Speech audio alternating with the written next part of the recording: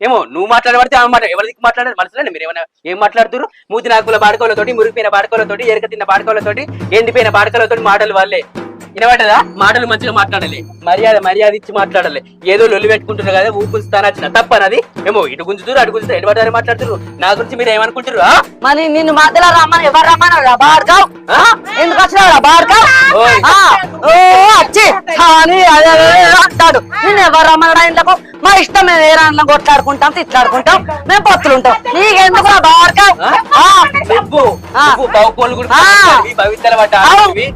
మళ్ళీ మాట్లాడుతున్నా